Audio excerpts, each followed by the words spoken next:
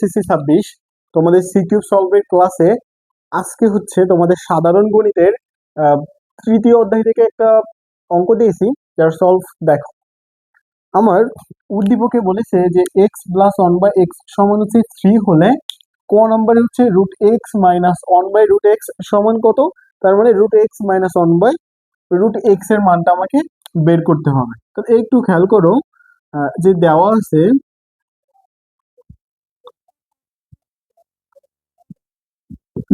আছে হচ্ছে x plus one by x সমান হচ্ছে 3, এই মানটা দেওয়া আছে। এখন যেহেতু আমার হচ্ছে কি রুট মানে এক্স আছে, তার জন্য আমাকে বানাইতে হবে রুট এক্স।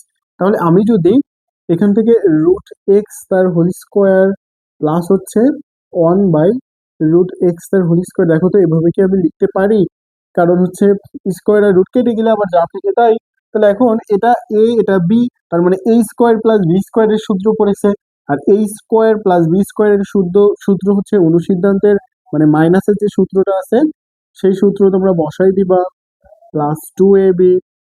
তাহলে দেখো তো এ মাইনাস বি তার মানে হচ্ছে root x minus one by root x এর হোল স্কোয়ার প্লাস 2a আর হচ্ছে বি। ক্লিয়ার? সমান পাশে 3। তো এটা আর এটা কেটে যায়।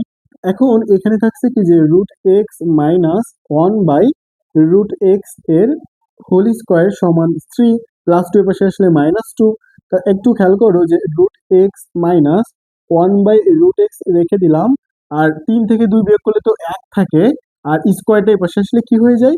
রুট হয়ে যায়। তাহলে অতএব আমি কি পাচ্ছি যে x minus one by root x সমান অন। জাস্ট এটা হচ্ছে আমার ক নাম্বারের উত্তর। ক্লিয়ার? এখন একটু খেয়াল করো, খ নম্বরে বলেছিল যে x to the power 4 plus one by x to the power 4 এর মান নির্ণয় করো।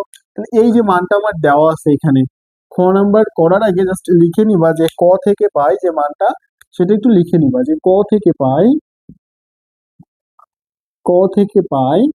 যে x plus one by x, অথবা দেওয়া আছে, এটা তোমরা ক থেকে পাই নাই, এটা দেওয়া আছে, এখানে লিখবা যে দেওয়া আছে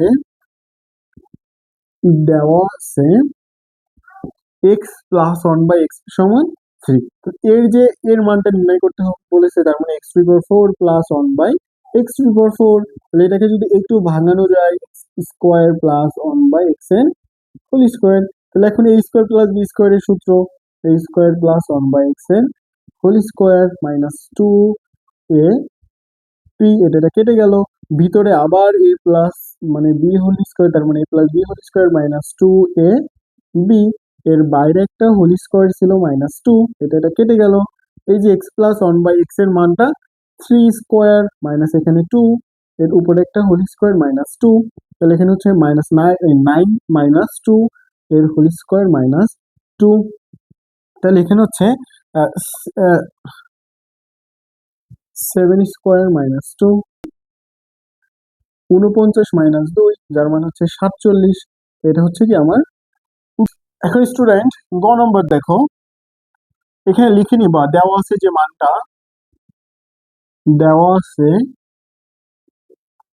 x plus one by x সমান হচ্ছে 3। তাহলে আমাকে লেফট হ্যান্ড সাইডের যে মানটা আছে সেটা হচ্ছে